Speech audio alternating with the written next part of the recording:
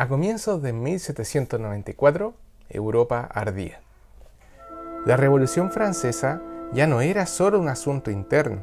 Sus ejércitos avanzaban hacia el este, decididos a extender sus ideales y su dominio. En Viena, el emperador Francisco II preparaba una coalición internacional contra Francia. Entre los pequeños estados que debían tomar partido estaba el Electorado de Colonia, cuya capital era Bonn, ciudad natal de Beethoven. El elector de Colonia, Max Franz, antiguo patrón de Ludwig, quiso mantenerse neutral, pero la diplomacia no prosperó. Presionado por el emperador, se vio obligado a enviar tropas contra Francia. Aquel gesto selló el destino de Bonn. Su neutralidad se rompió y con ella la estabilidad del pequeño estado donde Beethoven había crecido. Poco después, las tropas napoleónicas ocuparon la ciudad. Y quizás te preguntes, ¿qué le importaba todo esto a Beethoven, que estaba en Viena? El joven músico, hasta ese momento, recibía un salario de 900 florines anuales como músico del elector, Max Franz, y era una buena suma de dinero, considerando que en Viena era una ciudad donde se vivía con alrededor de 1000 florines anuales. Pero en marzo de 1794, el elector fue exiliado y con ello la corte también fue disuelta. Por lo tanto, los pagos se detuvieron. Así que oficialmente Beethoven quedaba sin empleo. Y aquí empieza lo bueno, porque Beethoven debía pensar en su futuro, pero como un estratega.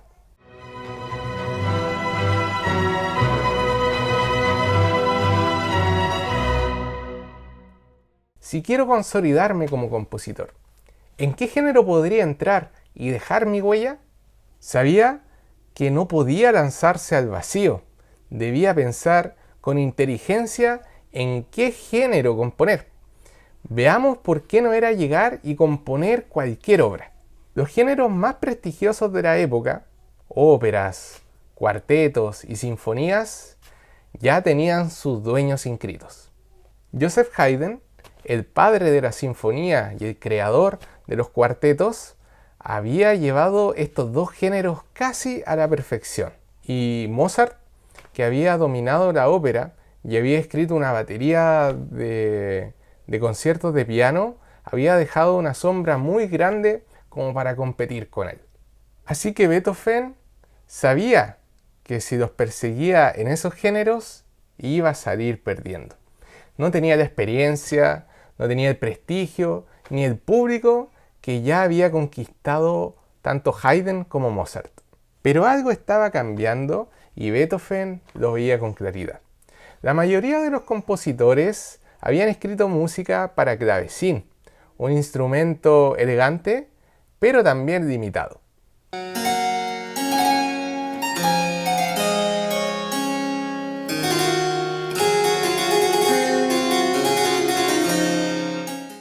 Sus cuerdas eran punteadas, por lo tanto no podían hacer variaciones de volumen y por lo tanto no podían expresar muchos matices.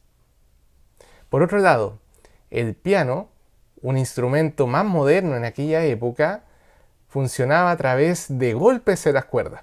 Por lo tanto, podías tanto acariciar como golpear las cuerdas y con ello transmitir emociones livianas como también emociones más fuertes.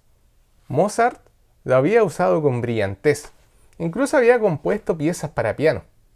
Pero Beethoven había crecido con ese instrumento y lo conocía mejor que nadie.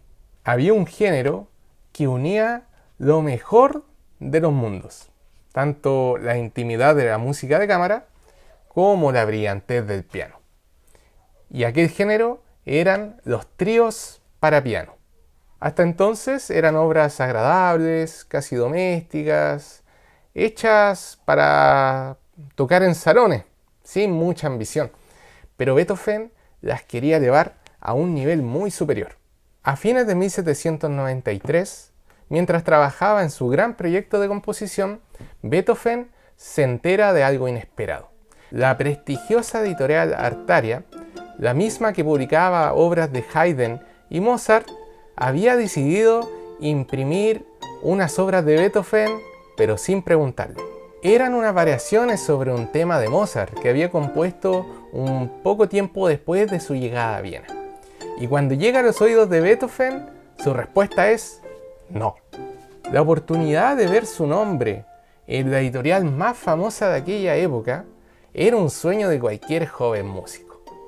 Pero no para Beethoven, que de hecho se molestó porque no le consultaron nada. Pero en ese gesto había mucho más que orgullo. Había visión. Sabía que cada obra que publicaba debía ser una jugada estratégica. Por eso decidió reservar el Opus 1, es decir, el nombre de su obra número 1, para una composición que de verdad mostrara su potencial, y lo cual era muy extraño en músicos de aquella época. Beethoven quería armar su catálogo con sumo cuidado. En esos años, Beethoven también estaba construyendo su imagen.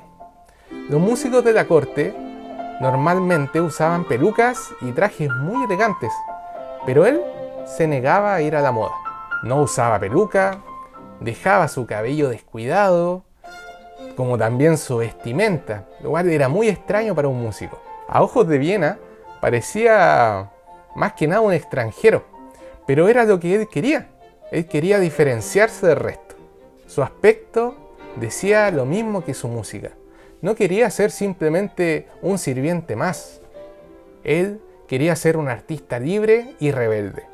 El episodio con Artaria pasó desapercibido al público, pero mostró ciertas características de Beethoven que marcaron un antes y un después en su vida.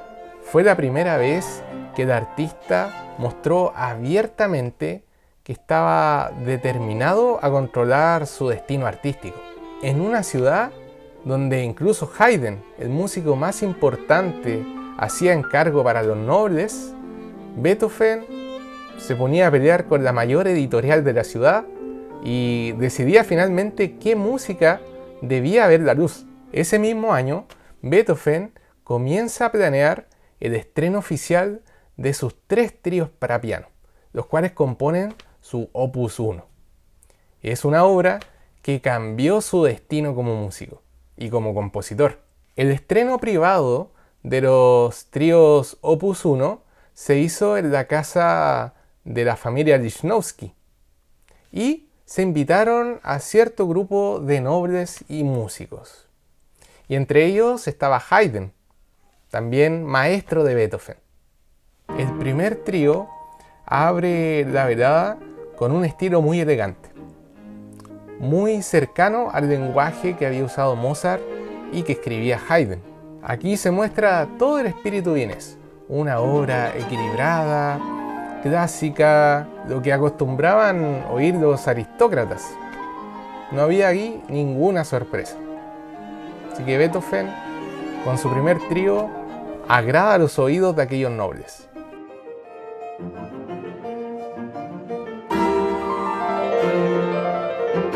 El segundo trío continúa con el mismo espíritu, brillante, lo mismo de siempre, pero Beethoven ya empieza a hacerlo de una forma muy distinta y ya comienza a dejar una huella que lo diferencia del resto.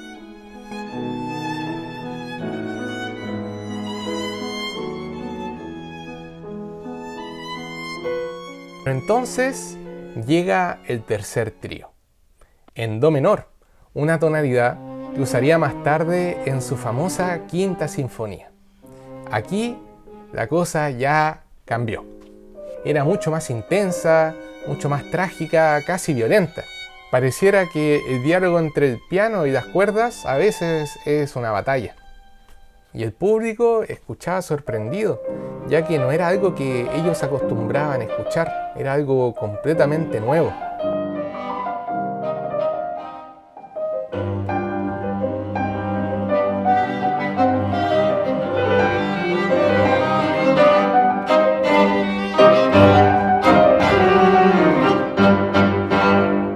Cuando Beethoven termina, la sala guarda silencio.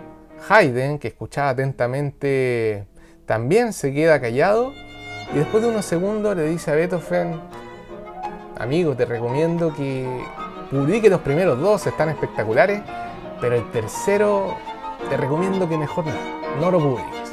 Quería proteger a su alumno, protegerlo de una publicación tan audaz que quizás el público vienés lo rechazara. Pero para Beethoven no fue así. Aquellas palabras las tomó como un insulto, como si le dijera a Beethoven: cuidado, no vayas más adelante que yo. Así que no se las tomó para nada bien. Haydn probablemente no quiso herirlo. Sabía que el trío menor era algo demasiado novedoso y quizás el público no lo tomaría de la mejor manera. A partir de ese día, la relación entre ambos cambió. Para Beethoven seguía siendo un músico admirable. De hecho, en público le tenía un gran respeto. Pero en privado, cuando tenía la oportunidad, decía que no había aprendido nada de Haydn. Fue una frase injusta, considerando la cantidad de meses que Beethoven estudió con él. Así que no reflejaba para nada la realidad. Pero lo cierto es que Beethoven estaba marcando el inicio de una nueva era musical y también marcando el fin de la era de Haydn y Mozart. Pese a las dudas, Beethoven decide publicar sus 3 tríos y se los dedica a su mecenas, el príncipe Lichnowsky. Y además crea una suscripción privada para vender las ediciones de su primera obra, lo cual era una práctica poco común para un músico que recién estaba comenzando. Ofreció copias a nobles, amigos, músicos, aristócratas y a muchas personas importantes. Y el resultado fue impresionante. Consiguió 240 suscripciones privadas.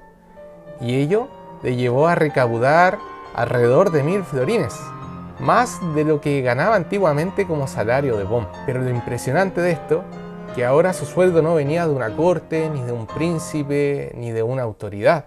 Venía de su propia arte. Esto representa su primera victoria simbólica como músico, ya que por fin no dependía de nadie para vivir, sino de su propia música. A fines de marzo de 1795, Beethoven realiza su primera gran aparición pública en Viena. Y lo hace en uno de los teatros más importantes de la época, en el Burgtheater.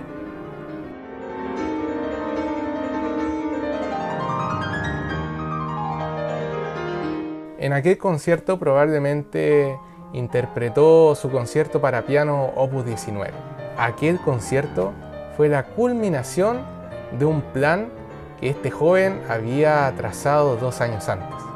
Primero, convertirse en el pianista más importante de Viena y luego consolidar su nombre como compositor. Los rumores ya estaban circulando en los salones, pero hasta ese momento nunca lo habían visto en un estreno público.